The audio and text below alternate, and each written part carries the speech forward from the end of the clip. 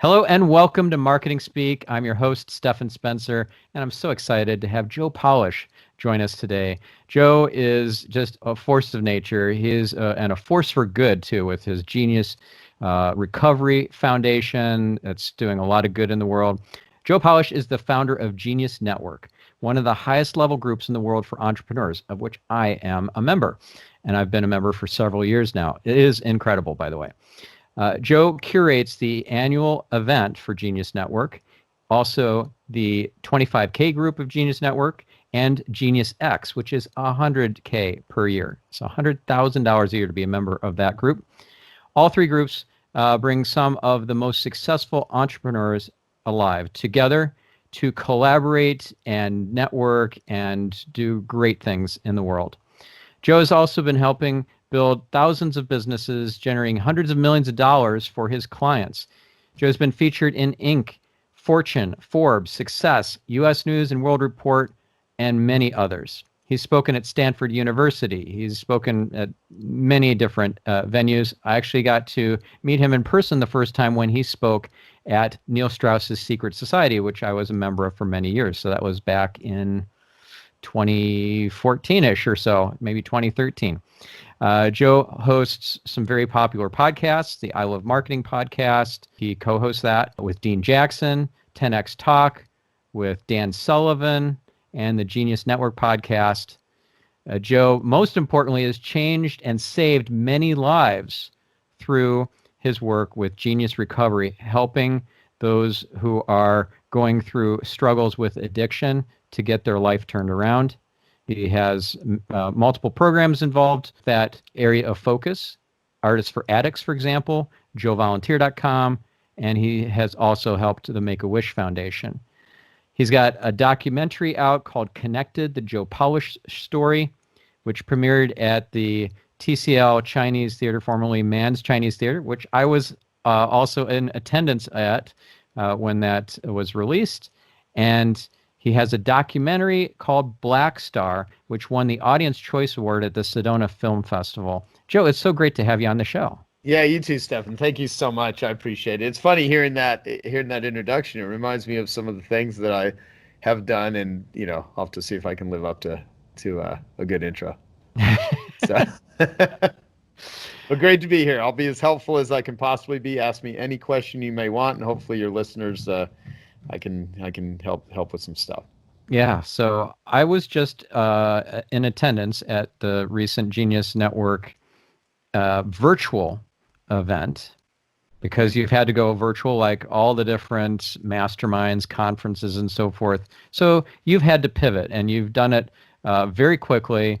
You've actually delivered more value than I could possibly imagine for a virtual event.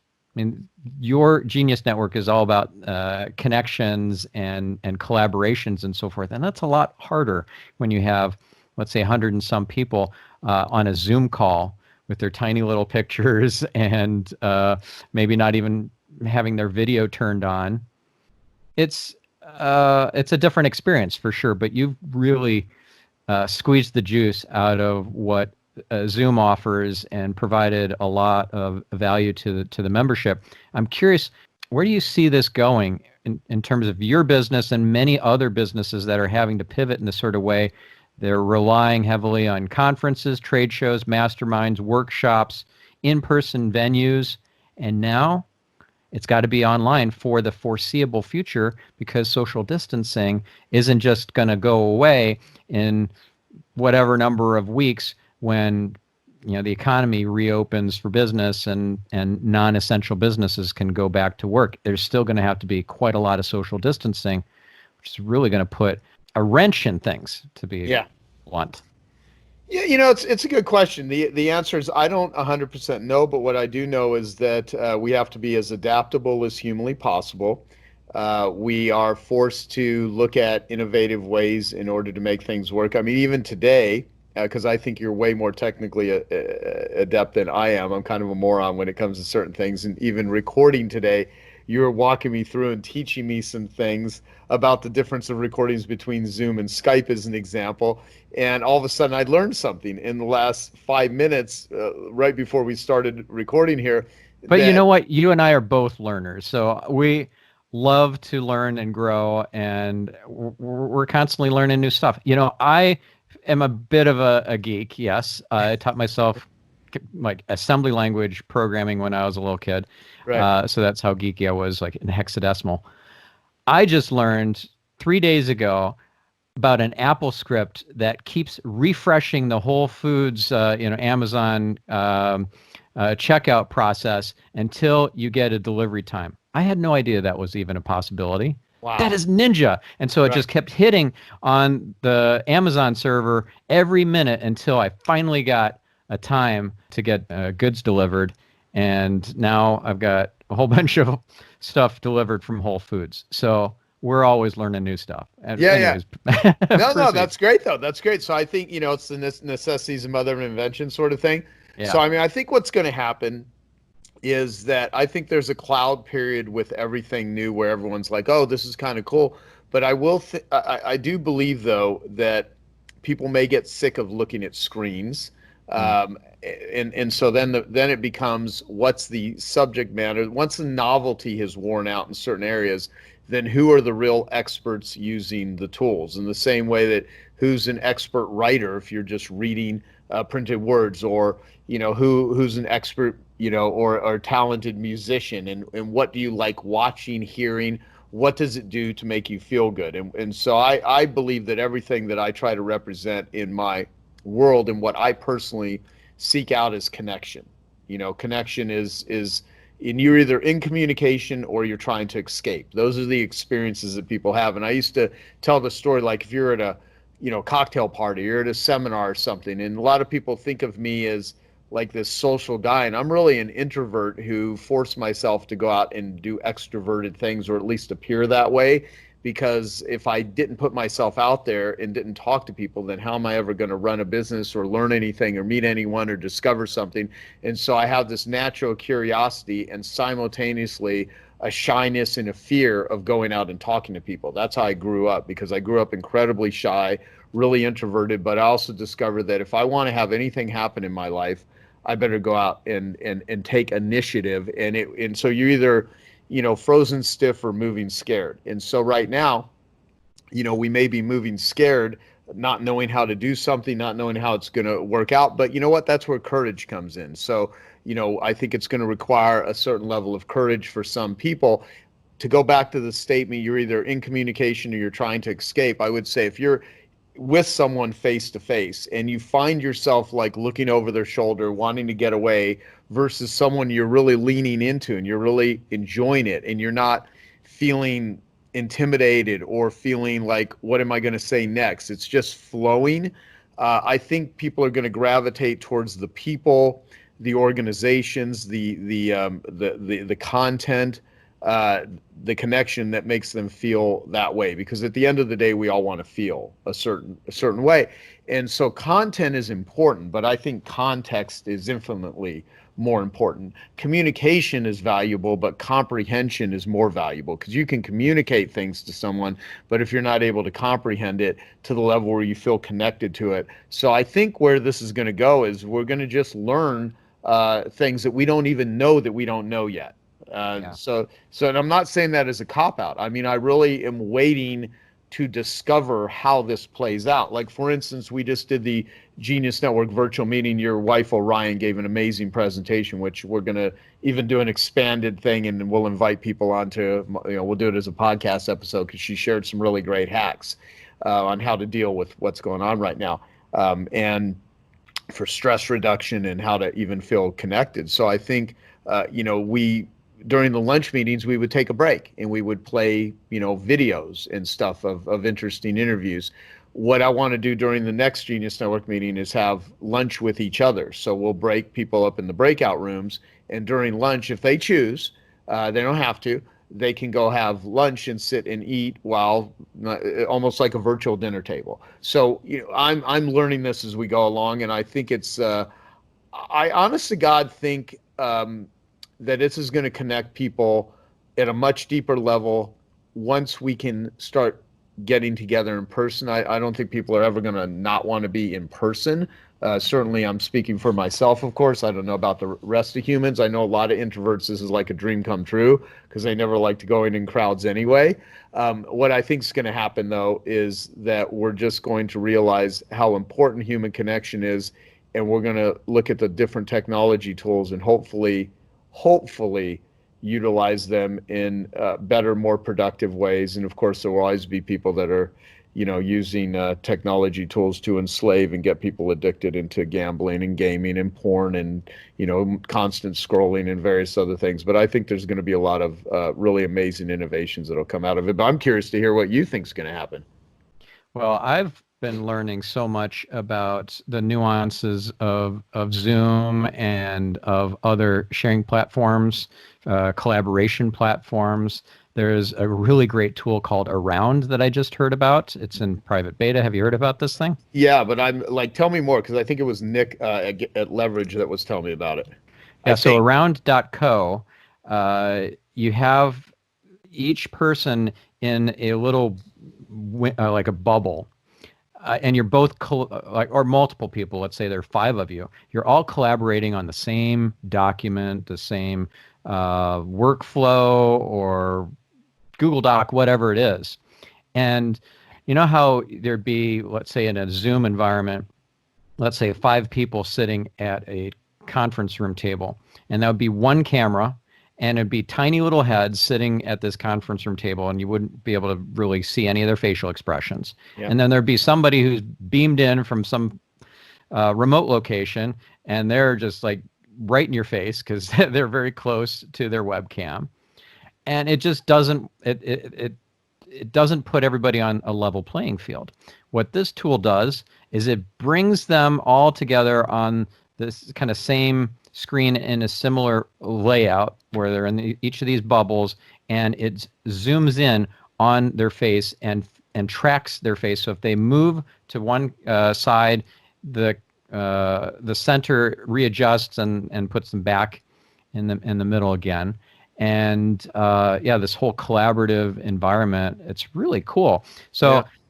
that's one example of something that I've seen as an innovation that I was not aware of. Another is you can actually hook up your SLR camera. Let's say you got a really nice Nikon or Canon.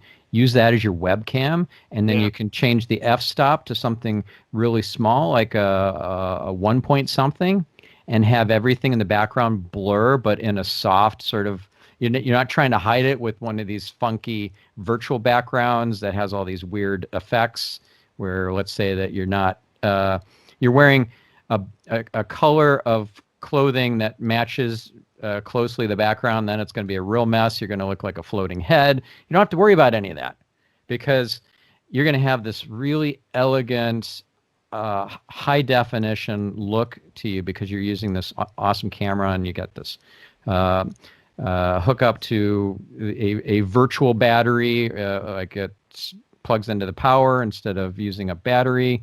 And so I learned about that. I learned Wow. about how you can do really funny pranks on people with these Zoom video backgrounds and have yourself like in the background sneaking in on you. Like there's this one, I shared it on my Twitter just the other day. It's one guy who was punking the other people on the Zoom call where he walked in on himself, Yeah. opens the door, and it's, oh, sorry, closes the door, and it's him. But it was, wait a second, you have a twin brother? What the heck? So that sort of stuff. There's so many little nuances and fun things that you can do to really up your game. Marco Tempest, I saw him. He's a pretty famous magician, and he was giving all these magic tricks and virtual reality sort of experiences on his presentation at the Metal Group which is now virtual, on Saturday. That was amazing. And so I will really want to up my game in terms of like the whole virtual thing. And by the way, I'm an introvert, so it does drain my batteries to Yeah. be interacting with people, and I need to take some time and chill out and recharge those batteries on my own. But I don't want to just avoid everybody and hang. I work from home. I'm continuing to work from home, but the difference here is I'm working from home with this cloud over me. Like I can't go outside if I want to. Well, not really that far. Like we go around the block with the baby and take a walk or something, but we don't feel free to just go wherever we want. Right? We can't go out to a movie or something. So it feels very different. It's actually stress inducing, not relaxing to be holed up in my home office like normal because of the context. Yeah. As you said, context totally beats content. Yeah, and I mean, it's great too. I'm glad we're doing this episode right now because I'm like learning things while you're having me as a guest. That's great. But here's the thing, though. So the question becomes, what's going to happen? It really depends on how you use it. I mean, what are you listening to? What needs solved in your life? Where are you seeking it out? Who cares about you? Who do you have a relationship with? And how do you use that to further expand it, because we're either expanding or we're contracting. So there's a lot of cool things that are out there. It just depends on where, your focus and your energy is being devoted and where is it being dissipated. Yeah. What's that quote? Focus goes where energy flows. Exactly. Yeah. Focus goes. No, energy flows where focus goes. Is that how it goes? I forget. But anyways, the like premise that, is your focus essentially creates your reality, and that's where you channel your energy, and that's where outcomes happen. So if you're focused on all the negative stuff, like you're spending all this time on the news, and I was just going down this terrible rabbit hole of there's this Telegram group, and it's a doomsday prepper Telegram group, and the guy who runs this, his handle is Aries. So we don't know what his real name is, but he's like ex-military intelligence. This guy is in the know on stuff. And so we were months ago getting the inside scoop on where things were going. And it was fascinating, terrifying, and depressing all at the same time. The first time I got onto that group, I saw a young lady's dead body in the street in China on like within a few seconds of starting to scroll, and I'm like, okay, I can't handle this. This is not for me, and I put it down for at least 3 or 4 days. Then I came back to it, and I'm like, I need to know. I need to know where the shortages are going to be and what we're in for. So do you have a spare freezer, for example? Do you have 3 months of food? Do you have like all these different things? I just was not in my purview. It was not on my radar. And now it is. Right. It's crazy where things are happening and how quickly, or where things are going and how quickly this is all happening. So you need to have some sort of glimpse into these potential futures so that you can be prepared. And I think that comes full circle to what we originally started with talking about, is how do folks get prepared for the worst without being caught unawares, but also not being so darn pessimistic. And my one of my kids was telling me on a recent phone call, I don't like talking to you lately because you're a downer every time. I'm just trying to convey to her the importance of stocking, her fridge and her pantry and stuff. And I'm a bit of a Debbie Downer, but I don't want to be. I want to be so hopeful and light and a beacon of light for people. But I also want people to be prepared. So with all that said, what do you think are the musts that folks need to do to prepare for a coming storm, and what things are kind of the nice to haves? Yeah, well, let me. There's different ways that I would, I guess, think about approaching that from what you're saying, because I'm just pondering, what you just mentioned about a daughter and someone you have a relationship with. It's kind of funny. Family members are usually perceived differently than someone that you might have read their book, but you don't know anything about the human, right? Because one of your kids is only going to know you from every area of being a parent and what they like and what they dislike, and there's going to probably be a built-in sort of rebellion anyway, and who gives a shit what dad says, right? Sure. Yeah. And then the other thing is like, oh, I don't need my father freaking out, and it's really hard to be like, well, this person so loves and cares about this person that their level of concern is not going to be perceived as per se concern and protection and love. It's going to be perceived as, oh, you're just trying to tell me what to do. So it's a complicated sort of situation. However, when I have this saying that any problem in the world can be solved with the right Genius Network. And you've seen this tool that we use in Genius Network where you have, it's called My Genius Network, and it's usually used for business or figuring out how to launch a book or build a website, or in your particular expertise, SEO, or you're going to write a sales letter. But it could be used for fitness or exercise or parenting. And the whole key is, and anyone can do this on the back of a napkin or on a sheet of paper, right? Or, whatever electronic device they want to scribble on, where you put you in the middle. By the way, I love the Remarkable tablet. Yeah. So does Dean Jackson. Dean Jackson loves the Remarkable tablet. I bought one once and I just didn't give it enough time, I think, but I gave it away before I spent enough time having any level of literacy with it. Well, you should try the new version too. It's coming out in a couple months. Really? Okay, cool. Yeah. Cool. I mean, I like paper and ink. I mean, it's funny. Me too.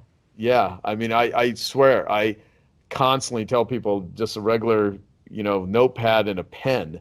The batteries never run out. So, and it's good for your brain to handwrite stuff. And I keep it in my handwriting rather than OCR it on the Remarkable tablet. Yeah. I like reading my own writing, and I like just that, I don't know, it just feels more real to me. Right. Exactly. And so, yeah, there's a tactile sort of thing with it. So this exercise, My Genius Network, where you list the 8 most important people in your life, is one way to do it. Or if you say you need to, you want to get in better physical shape, and then you draw 8 circles out from the middle. So you're in the middle, it's you, and then you draw 8 circles, and they're just circles, and then you put a line across horizontally, right? And you put the name of the person at the top of each circle, and you put their skill or their capability or what they do or what they represent to you on the bottom part. And so what I would say is, if you wanted to get in better physical shape, you may want a personal trainer, you may want a yoga instructor, you may want a nutritionist to give you nutritional advice, you may want a massage therapist, whatever, all these things right now that people can't go out and have in person, right? Right. But you can get some of these things virtually. You can get nutritional advice. You can certainly, do exercise and workouts and get advice on sleep. And, you can look at all kinds of different things, and you would list, who do you want in a Genius Network? Well, to go back to your question, or what are the most important things? I mean, I almost think like if I was in the middle of like, I needed to survive, who are the most important people in my life right now that I would want on that boat with me if I could only have X number of people to help me? And the way that I do the exercise, and it's the way that I actually do what I call genius networking, not just networking. It's not about going out and just meeting people. It's about finding people that have skills and capabilities. And if I don't know how to do something, I know somebody that does. For instance, I can't fully answer in any complete context your question of how would someone get through all this. I can maybe give advice on marketing or how to think about business, but I don't know how to build a generator. I don't know how to cook with a solar panel. I don't know how to take, unless I have, what's that little device I have in my car that you can put polluted water through, and it'll still, one of those the life straw. I have a couple life straws in my car. I mean, believe it or not, I have that sort of stuff. But if I didn't have those, I mean, boil water. And if I didn't have a lighter, I wouldn't be. Yeah, I'm not. Do you have a bug out bag? No, I do not. Oh, you need a bug out bag. A bug out bag. Yeah, it's got like all the essentials. Let's say that you need to be out of your house within 30 seconds. Oh, okay. You got to get out fast. Yeah. What are you going to grab? You're going to grab your go bag, and it's got, I don't know, whatever, like first aid stuff and survival knife and all that sort of things. Yeah, you need to have that. Gotcha. Well, I have some of those things, but not all together in one bag. But I do have a little It needs to be in one survival. bag. It needs to be in one bag. That's your go bag. Now I know why your daughter's like, Dad, you're freaking me Yeah. out. You're gonna be giving it to me at the end. So, look, at the end of the day, though, I mean, are we ever fully prepared for anything? Right? I mean, I guess we can Yeah. be, and I'm not saying, I mean, there's certain elements where, you do the best. There's that I do have the book of survival by Anthony Greenback, which was written years ago. And he has a quote that says, in order to get through an impossible situation, you don't need the muscles or the reflexes of a Grand Prix driver, the muscles of a Hercules, or the mind of an Einstein. You simply need to know what to do. And I, of course, have that quote memorized because I've thought about that in many applications where if you don't know, if you're in an impossible situation, you don't need to be superhuman. You just need to know what to do. So my whole thing is if I don't know how to solve something, I start thinking about who does. Right. Someone knows how to do this. And if I am aligned with them, or I can call them, or I can be close to them, or I have access to them, and I can learn from them, then I can get through situations. So it Yeah. goes back to what needs solved. And so my Genius Network has a lot of different individuals with a lot of different skills and capabilities. And, when it comes to life in general, all I know is that if how do you solve one problem that solves 1,000 problems? If you're not sleeping well, you've got dozens of problems that are in your life right now because you're fatigued and lack of sleep and you're making dumb decisions. Your brain's not working well. Your nervous system is jacked up. You're not in a parasympathetic state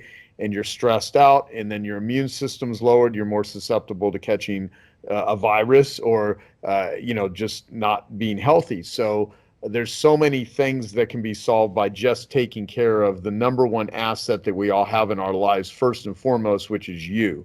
And so Yeah. whenever I'm responding to life, I'm doing well. Whenever I'm reacting to life, I'm not doing well. I mean, you mentioned Genius Recovery Foundation. Well, I created Genius Recovery because I know the suffering that comes from being an addict. I mean, when I was 18 years old in my worst state, I weighed 105 pounds from freebasing cocaine for 3 months straight. I was nearly dead. I'd wake up every day to do drugs. I'd do drugs to go to bed. I'd wake up to get high to go to bed. So I was uppers and downers and, smoking pot and cigarettes and drinking alcohol and taking speed and snorting cocaine and freebasing cocaine and, doing psychedelics quite a bit, not for therapeutic purposes, which actually could be useful in the right set and setting, as Timothy Leary would say back in the day.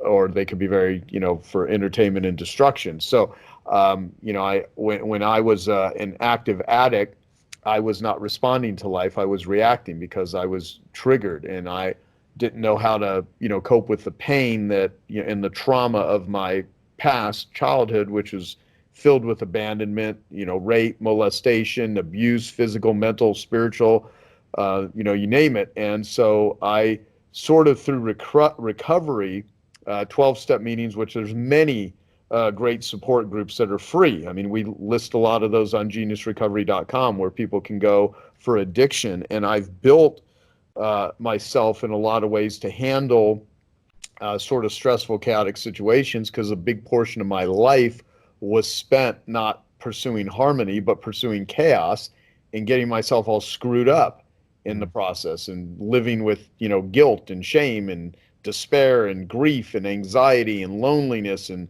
depression and suicidal thoughts and all kinds of stuff. And so, in a lot of ways, I just want to reduce human suffering and I can only do, my part a little bit. What I do know is that we can't do it alone. Silent battles are the hardest battles to fight. And if someone's anxiety ridden or depressed or suicidal, I mean, show some courage as much as you can because when you're feeling like most people don't want to reach out for help and that is the time you have to reach out for help. So even allowing yourself to do that and I know that's difficult for many business owners that have employees or parents that have families and people that are in a leadership position where they have many others that are looking to them to lead them and deep inside they're crying, they're hurting. And, that's why, it really is important to, get sleep, take care of yourself, drink water, meditate, breathe, keep yourself You are the asset. You're the number one asset. You're the $1 million racehorse. And if you had a $1 million racehorse, you've heard me say this,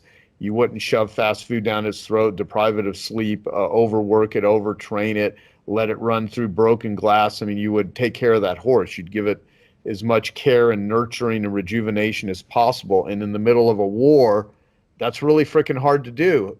It's more important, though, to do it in those particular situations because Right. the strongest person in the world, if they're massively fatigued, is not going to function, and they're going to screw up and they're going to lose their shit. And you want to do your best to not have that happen to you. And so every passing moment is another chance to turn it all around. Is a crazy line from the weird ass movie Vanilla Sky from years ago. That was a wild movie. Yeah. Yeah, I always remember that line. Every passing moment is another chance to turn it all around. And so no matter where you're at right now in your business or your life, if you feel like you're losing or you don't know what to do, I mean, it's all how you direct that energy. It's all how you direct that mind. And a lot of help is simply a phone call or a screen away if you reach out. Yeah. You got to put on your own oxygen mask first. And it's also, there's a misquote, I think, of Charles Darwin, which it's not really survival of the fittest. That's a misquote. It's survival of the most adaptable. Yes, so exactly. If you get through this, not just in a survival kind of mindset, but more of I'm going to adapt. I'm even going to, are you familiar with the book Anti-Fragile? Yes, I haven't read the whole thing, but I've listened to part of it on audio. It's actually, but yeah, it's great. So this concept of that you're not just dealing with a resilient system, but an anti-fragile system. If it's an economic system, an immune system, it's Mother Nature, right? These are all anti-fragile because they don't just survive, they thrive in the chaos. They actually need the chaos in order to grow and blossom. Well, I think of my own kind of psychology and my identity as anti-fragile. I used to think of myself as just resilient because I went through hell as a child myself. I had a very tough childhood. And I'm not just resilient because of that. I'm anti-fragile. It's like I'm bulletproof. Yeah. So anti-fragility, I think, is a really great concept and something to aspire towards, and to think of this as an opportunity for you to grow massively. Like all the growth that came out of those really dark times that you were describing when you were freebasing and everything. Correct me if I'm wrong, but wouldn't you say that all those really tough, traumatic experiences were gifts in the end? Yeah, as long as I use them that way. I mean, there are certain things where your past. My friend Dan Sullivan, who is the founder of a company called Strategic Coach. I've worked with him for years. I'm in his group. He's amazing. Yeah, he's in my group. I mean, and your past is just raw material, and you can use that raw material to build something great, or you can use it to destroy yourself, and your identity can be attached to it. I mean, the problem is a lot of people, most people, were at some point in their life, especially as children, when they didn't have, the ability to fight back, run away, ask for help, were victims. Yeah. And as we become adults, there are victims of things. I mean, if you're in the middle of a war, you're a victim of a war. You're a victim of an economic thing. You're a victim of a drive-by shooting. You're a victim of, decisions that other people or governments or societies or Mother Nature has, whatever has happened. The challenge, though, is in that victim mode, you don't have any power. So part of it is I don't know anyone that has really done enormously great things, which if you were to reverse engineer it didn't come out of adversity.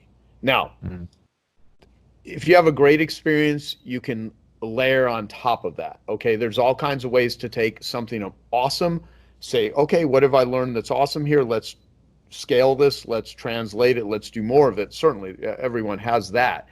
However, if you think in your own life, the things, the big breakthroughs. In order to break something, you have to have, in order to have a breakthrough, you have to break something. Mm. And almost everything good in my life, there was some crazy ass adversity or some frustration that happened first, that in the moment I was hating it. Is like you have a breakup that just rips your heart out of your chest, right?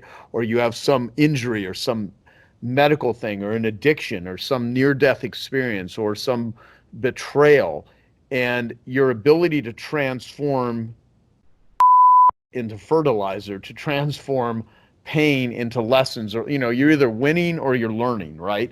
And some Mm. people are losing and they don't learn from it, so they lose, and then they go down a bad spiral. So part of it is like being able to utilize the incredible you know direction abilities of your brain to not have upsets or losing define you and destroy you, but better to use it as raw material to create a different future. There's a lot of different ways to do that, and in the moment sometimes we get stuck. Like when you're hurting, you're focused on the injury, you're focused on the pain, you're focused on the hurt. But when you can bring some distance to it, and you can look back, like my dear friend Sean Stevenson, who passed away last year. I was with him in the hospital when he unfortunately died of an accident. He was he had a brittle bone condition. He had over 200 broken bones in his body before the age of 18. I mean, this guy's life was just growing up in incredible pain. He had wonderful parents, Greg and Gloria Stevenson, and then his wife Mindy. And he FaceTimed me when he was in the hospital, in the parking lot in the hospital, saying, "Can you come down there?" I fell out of my wheelchair, and I thought he would be okay. And I go down there, and the last words that I heard him say to me before he went, into an unconscious state was, this did not happen to me. And I'm like, what? He's like, this didn't happen to me. This happened for me. And I'm like, and I'd heard that before, but man, hearing it in that context when he was in excruciating pain, and then within 2 hours later he was dead, it was like incredible. Wow. And at the same time, that guy up to his death still was able to see that and share that and leave that message that has now been heard by hundreds of thousands of people. And that story, because of course I spoke at his services, and there's been, I mean, the outpouring of love and everything, but his whole life was daily having to translate. He never walked a day in his life. He, got made fun of as a kid, and he became an incredible public speaker. It impacted millions of lives. And it's, I would always think, what would Sean do? How did Sean translate all of that stuff? And whenever I find myself like, oh, I can't do this, I think, what would Sean do? So Yeah. sometimes you have to borrow strength from others. And, and I think he lived probably the most incredible life that I could even imagine that someone like that could live.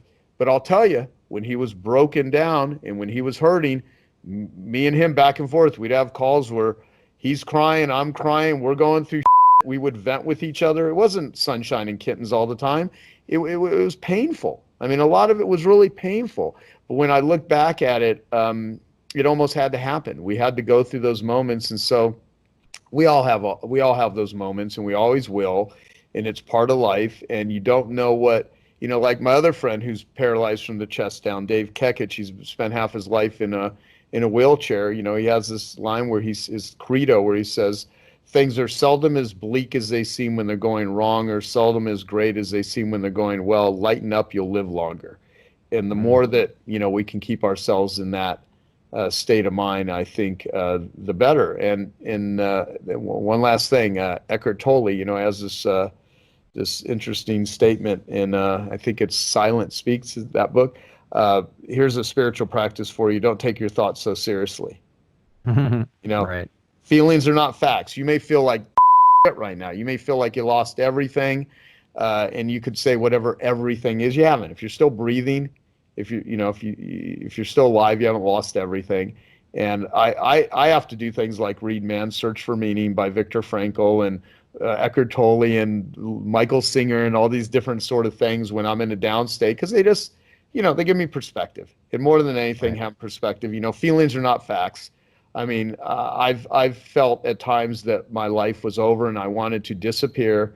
And the more I go through difficult times, I'll remember I had that breakup and I just could not imagine how I was going to crawl out of bed, or I had something that, I've had massive betrayals in my life, like mind to me. I mean, and the thing is, you want to be miserable, compare yourself to other people. I wish I had that. I wish, if you want to compare yourself to how great you have it to someone who doesn't. If you're going to use comparison at all, use it from where you're at now versus where you used to be. Because there was a time where you're dealing with stuff that you couldn't even imagine you would have dealt with in your past, but you did it anyway. You got through it. It worked out. And I think it's good to be able to, use the past to as raw material, because almost every good thing in life usually comes out of some bad thing. Yeah, it's Just the way it certainly works. it's an impetus for growth. And Orion says this really beautifully when she explains that it's just a gift, but the bow may be on the bottom. No, exactly. That's a great way of looking at it, and it's true. Yeah, it's Yeah. true. And speaking of strategic coach, a few minutes ago, you were talking about Dan Sullivan.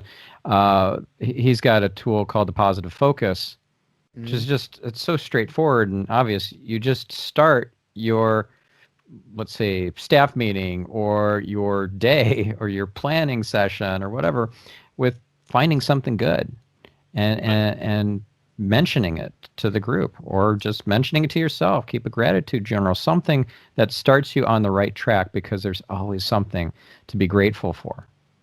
Yeah. Yeah, exactly. And if you have a hard time being grateful for something, go volunteer at now I realize it's really hard to volunteer, in person.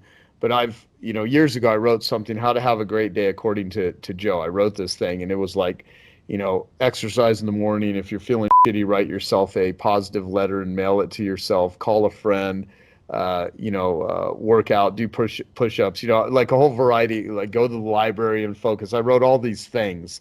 And the very last thing I wrote was a PS. I said, if none of this is working for you, volunteer at a homeless shelter, a burn unit, an assisted living home, a children's hospital, because Mm. whenever you can focus on someone else's suffering and help bring some sunshine or some light to someone that's in darkness, it just instantly makes you feel better. And when someone feels bad, it's because so much of the emphasis is on my life. That's one of the challenges, I tell you, with self-help and personal development. So much of it is about my life, personal, versus, helping others. And I'll tell you, being of service to others, like 12-step groups is an example. Some people like them, some people don't. They've helped millions of addicts with recovery, and it's not the only way to do recovery, but it is great community, right? They do have the community aspect, right? And one of the things that it's the mutual suffering, because when there were Vietnam vets in Vietnam, a lot of them would go to therapists and they wouldn't be getting better. But the moment they put them in a room with other veterans that had been in the trenches, had been through the war, had been through the pain of that, the mutual suffering is what established a rapport with them that they, for whatever reason, could not get that type of connection. And so it does come back to to a connection. And I think there's a lot of people out there that are in worse positions than almost everyone. That you can always find someone in a worse position, or find, and I as weird as it sounds, as counterintuitive as that sounds, I think it's one of the best ways to pull yourself out is to help yourself, is by helping others, even when you feel you have nothing left to give. And what's interesting is, if you have that mindset, you'll probably not go there. You'll probably not get into a place where you have nothing left to give. And look, and if we get to a point where you're going to die and it's you're on your last day, your last breath, I mean, if you live your life hopefully in a connected way. I hope that that transition for most people can be, is the least amount of pain, although I don't think there's a way to avoid it. Like my friend Tim Ringgold, who he's a music Hmm. therapist that plays music to, people in hospice centers, and I've sat with a couple of my father. My mother died when I was 4. My father, I was his primary caretaker the last year of his life, and then my dear friend Dr. Janice Dorn, when she was dying, I mean, I've been in a couple situations where, and just watching, the fear and the anxiety and stuff, and then some people that will have a transition of peace and they'll have a level of surrender. So I think a lot of life is just surrendering at times. Some people keep fighting and fighting and fighting, and sometimes, the fighting is not what's getting you there. That's what's causing you the pain. Yeah. What's the Serenity prayer again? Yeah, well, yeah. Uh, God grant me the serenity to accept the things I cannot change, courage to change the things I can, and the wisdom to know the difference. yeah, But I've that's got good such a prayer. twisted sense of humor where there's one that says from a little book called Meditations for Miserable People that want to stay that way. And it said, God grant me the serenity to accept the things I cannot change, courage to change the things I can, and the wisdom to know I can't do either. and, and of course, Yeah. I think humor at the end of the day, if things are just such, it's like figure out how to make yourself laugh, because laughter sometimes is the only way that I've dealt with just in situations that my brain could not figure out how to deal with. So, I mean, I think it's really important to watch comedy right now. Tell jokes, bring Yeah, some yeah. Well, that levity. was one of Orion's mindset hacks that she shared in her presentation is laughter, which Right. is different from gratitude. Yeah. You should be grateful, of course, and it's wonderful and it's healing and it's lots of different hormones that get released when you're grateful and you get into alpha wave state and so forth. It's all great. But Yeah. laughter is a whole other animal. And when you laugh, even if you're not feeling it, you will get there. Like there's something called laughter yoga. I forget the guy who founded laughter yoga, but if you go to laughteryoga.com, I think I'll put it in the show notes. But I've experienced laughter yoga at a Tony Robbins Platinum Partner trip, and the founder of laughter yoga was there, and he was getting us all to laugh, and it becomes contagious, and it just changes people's outlook and their biochemistry and everything. That's so incredibly powerful. Right. So yeah, watch some funny movies or do something. Laughter yoga that lightens your mood so that you can get out of the funk and do some good in the world. And yeah, focus on others, not Right. just yourself, because it's hard to be depressed if you're focused on doing good in the world and helping others instead of yourself, right? You got to be inwardly focused in order to be depressed. At least that's what I've learned from Tony Robbins. So, Yeah. um, if if you could kind of give your vision of what the new Genius Network might be in, let's say, a year's time, let's say that we're still having to social distance. We're still having to avoid things like movie theaters and sports events and conferences and trade shows and all that sort of stuff, which is not an unlikely future. But let's say it's a year from now, and we're still in that space. You weren't able to put on the annual event in person, and none of the Genius Network meetings, other than none of the events were in person, physically in person events. A year from now, how have you reinvented Genius Network so that it is as powerful, as meaningful, and valuable to the members, even more so perhaps than it was when people were meeting in person in Arizona? Yeah, that's a good question. So here's the way I would think about it right now. I'm always trying to better my best. One thing about me is every time I do a conference, and I've never had one where I've not had someone come up to me and say, "This is the best event you've ever done," who's been to many of my previous ones, and I always put myself in a position where I have to, I'm judged on my most recent performance. So I'm always trying to start with a beginner's mind. And if I was to do this all over again, how would I do it? And that don't rest on my laurels. I've learned that from addiction recovery. While you're resting on your laurels and everything's going well, your addict is in the front yard doing push-ups, waiting for you to come out to pummel your ass, right? So part of it is don't rest on your laurels. And so I'm always having DOS conversations, and now I'm deepening the DOS conversations. And what that means What does is, DOS stand for? Yeah. yeah, it's a Dan Sullivan concept, and there's this little weird bug flying around. So if you see me like waving and stuff, it's not that I'm hallucinating or anything. I don't know if you can see it from the screen. But it stands for dangers, opportunities, and strengths. And so the DOS of my clients and the DOS of your clients are always changing. Everyone who's listening right now has dangers in their life. There's real dangers, it could be cash flow, it could be losing your job, it could be, running out of supplies or food, it could be illness. There's a lot of dangers. And then there's psychological dangers. Like, I don't know if I could learn marketing. I don't know if I could keep a business going. I don't know if I could pivot. Well, of course you can. You just haven't yet learned how to do it. Now, I would venture to say people are listening to this because they're dealing with some DOS issue that versus watching, some conspiracy theory on, YouTube or something. So what are the dangers? What are your opportunities? And what are your strengths? So although Genius Network is focused on building a better entrepreneur, and that's where my focus always will be, not just, I sell people what they want and try to give them what they need. What they think they want is more money, better clients, status, New York Times bestsellers, all of these business aspirations, better conversions, how to do better, more focused advertising. And Greater retention, all that. Yeah. Yeah. And all that's important. I mean, certainly you got to, it makes running a business. But what I know is that if you build a better entrepreneur, they're going to do all those other things a little bit better. So health, wealth, and elf is my focus. He or she who has their health has 1,000 dreams. He or she who does not has only one. That's a proverb that my buddy Christian Cottaccini first shared with me. So there's the focus on mental and physical health.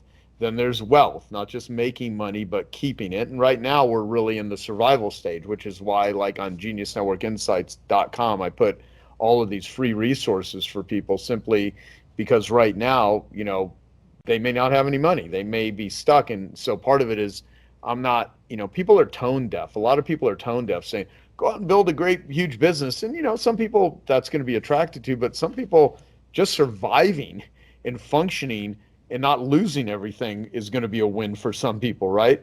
And so there's different ways of how you interact with money. And then elf, do things that are easy, lucrative, and fun. You can have an elf business, or you can have a half business, which is hard, annoying, lame, and frustrating. So part of my emphasis is, there's always based on the DOS of my clients, I will do things to help them with their health, wealth, and elf in Genius Network. So I will continue to learn and discover new things. I pay attention to all the meetings that we do. What do people want? What do they need solved? And deliver that to them. And so my job is to be a detective of determining what the DOS issues are, and then being able to provide solutions and results. Because no one wants to join a mastermind group or listen to a podcast or come to an event or be on a Zoom meeting. What they want is they want a result. But in order to get a result, they need to learn skills and capabilities. And sometimes the result is people just want to laugh. They don't want to learn anything. So part of this is focus, like in recovery. I didn't learn to be sober. I actually had to unlearn my patterns and my behavior that caused me to seek out behaviors and drugs and alcohol and sex and workaholism and all of this chaos creating stuff. Unlearning is more important than learning. And so I smuggle that in as much as I can. And that's more of a subconscious thing than a conscious thing. But luckily, I don't have to do this all myself, because Genius Network is filled with incredibly bright people like you. If someone wants to know anything about SEO, I'm not going to tell them. I'm going to say, read your book or watch this talk, and that's how we help each other. We help each other it's a connection network. I don't want Genius Network to be known for Joe Polish. I want it to be known for the people in Genius Network, because, I don't want to be the smartest person in the room. I just want to be in a room where everyone's getting smarter. So if that's a virtual room, it's still a virtual room. If we can do it in person, if we have to navigate and change things. Everything that I can discover along the way that's useful, I will add that in as best as I can. Everything that is not working, I will discard it. So it's constant editing. It's like the Marie Kondo version of virtual things. Does this bring joy? Does this work? Is this Right. useful? And if it's not, get rid No of it. sparking of joy, it's out of here. Right. Right. Well, one thing I can be sure of is that whatever happens, you'll be upping your game and you'll be over delivering to your members. And I look forward to that. So, Thank you. and one of the really most critical things I want our listener to get from this talk, and you just briefly touched on it, but it's so critically important, is to not be tone deaf. This is a time of great fear, anxiety, uncertainty, and tragedy. And if you're just out there marketing like normal, and you haven't even adjusted your messaging, you haven't made any edits to your website or your email campaigns while we're going through this pandemic and through the economic downturn, and tens of millions of people are out of work, that is by definition tone deaf. Yes, exactly. And that's, yeah, it's a really important point. And you just, what are people responding to? What are they not responding to? Part of this is you just have to be aware, and you can't be all wrapped up in yourself. And sometimes people are like, "What should I do? What should I do?" And I'm like, sit down with a notepad and just ask yourself some questions. Use the Keith Cunningham thinking time. What should I do right now? What's the best way that I could serve my clients? What am I doing that's working? What am I doing that's not working? What is my DOS? What are my dangers? What are my opportunities? What are my strengths? How do I eliminate no one reaches their opportunities if you can't eliminate their dangers. Your clients, you could very much benefit from what it is that you're selling or offering them, or if you got a job and you lost your job, or you're a startup, you have opportunities of whatever it is your skills are, your efforts, your contribution, the work. There's an opportunity for someone, but if you can't overcome their dangers, they're not going to pay you for it. They're not going to be able to be open to buying it. And the same thing goes with you. You're not going to reach your opportunities if your dangers are so great. So those are the things to focus on and think about, how do I overcome my own dangers? And when you don't know what to do, you borrow from your strengths. What are the things you do well? Who's your network? What do you actually know? And part of the way to figure that out is not in a frantic state. It's to sit down and just write. And there's something about slowing the brain down. And I say this from an individual who's incredibly ADD. My buddy, Dr. Gabor Mate, who's, I've interviewed before, he's incredible. He believes ADD is a response to trauma, right? Distractibility is a protective mechanism. And and I tend to believe that is very valid. I believe addiction is a response to trauma. It's, the question that Gabor says, the question is not why the addiction, but why the pain. So get into your pain, get into that stuff that's causing you, when I say get into your pain, it doesn't mean sit down and get yourself in a hurt state. What I mean is just tell the truth. Here's what's going on. Take a look at it, and Dr. Edward Hollowell, who's the top ADD ADHD psychiatrist in the world. He's a good friend of mine. He has a 3-step worry plan. It's don't worry alone is the first one. Get the facts and have a plan. Some people are like, well, I don't want to go to the doctor and see if I have cancer, because if I do, then, well, you can't make a plan if you don't know. So, don't worry alone, get the facts, have a plan, make a plan. And it's not too difficult to do. You can sit down, anyone can do that in 5 minutes and make some progress towards it. So, yeah. That's all really, really good stuff. Yeah. So slow down, take stock of all the gifts and all the blessings that you have, get into a receptive thinking sort of state, Keith Cunningham even has a thinking chair that he only sits in when he's doing his thinking time. So maybe even have your own special thinking chair and think big picture and get rid of those dangers for your clientele, your customers, so that they can be focused on their self-actualization or their business's self-actualization instead of being at the bottom of Maslow's hierarchy, which is just survival. Right. Yeah. Right. Good stuff. Totally, totally. Yeah, and and when it comes to marketing, I know I didn't talk too much about marketing. What I would say is think of marketing as storytelling. Think of selling as influence. And if you just tell a better story, a more effective story, and if your life depended on it and you had to write a sales letter or record a video or come up with an offer that people had to respond to, your life depended on it, you would put some emphasis on it. So put yourself, what do your clients need to hear right now? What do your prospects need to hear right now? What are you offering them? How can you create a result for them in advance? Part of what my buddy Dean Jackson, who I do my I Love Marketing podcast with, he has a great line where he says, a compelling offer is 10 times more powerful than a convincing argument. And so don't try to convince people. Come up with what's going to compel them. And, sell things to people that are looking for those things. It's not what people need, it's what people want. People, it's like find a need and fill it. It's more like find a want and fill it. Find a pain and eliminate it. And sometimes you don't need to talk them into buying anything from you. Sometimes you can just go create the result for them, and it'll cost you less money to create the result for them than it will to convince them to buy it from you to create the result. So that, I know that's a weird, bizarre way of thinking about it, but it's like, if you know how to create results for people, maybe just go do it and see how many people will be happy to pay you for it. Yeah, results in advance. I love it. Yeah.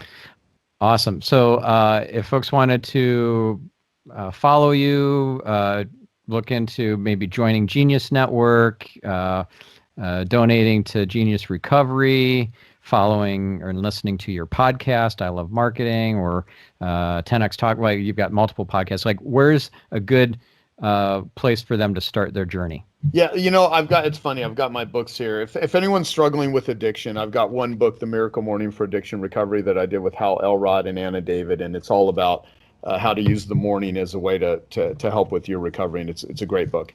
And I've got a couple of other books that aren't released yet. This one I just put out as a free book. It's joesfreebook.com. It's Life Gives to the Giver, and it's free. You don't need to buy anything. There's no opt-in that's going to put you into a subscription service. The book is the digital version is free. If you want the printed version, you pay for shipping and handling, and there's no upsell. It doesn't put you into a upsell funnel. It literally is I just put it out for free right now. It's like, right now it'll help people.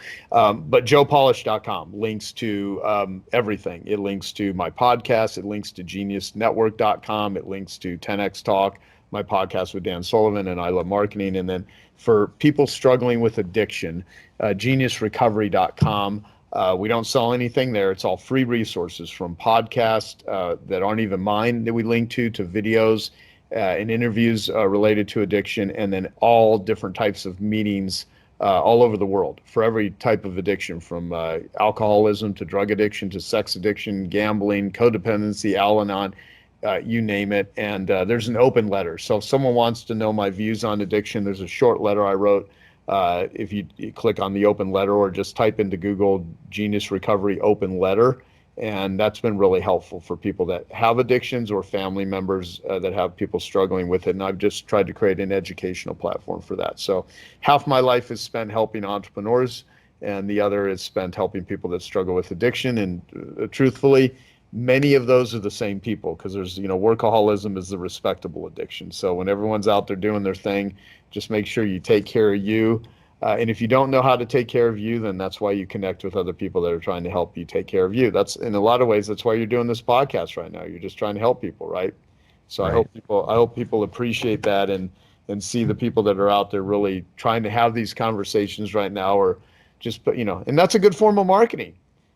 Watch kind of what you're doing. You're out there just putting out content, and hopefully it'll resonate with some people, and they'll say, I wonder, can I give this guy some money because he helped me with an idea there? I mean, it's just a good way I think it's a good way to do business. It's leading with business karma. Exactly. Yeah. Exactly. And speaking of which, you have some really great free resources that you put on geniusnetworkinsights.com Yes. for anybody and everybody in this time of crisis. They can get some incredible resources, some Genius Network talks that would normally be behind the membership wall and so forth. All these great resources for free that will help you turn your business around or grow it and take it to the next level, because through this struggle you can be anti-fragile and take things to a whole other level and be stronger for it. Yeah, Yeah. exactly. I'm glad you even brought that up. It's so funny.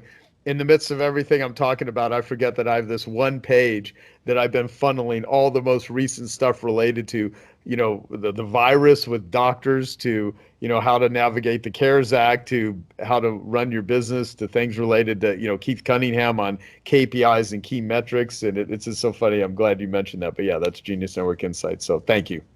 Yep. All right. Well, thank you. And listener, now it's time to take some action. Do something that is calibrated with your audience, not tone deaf. Reveal some light, make a difference for people, and turn adversity into gifts. And we'll catch you on the next episode of Marketing Speak.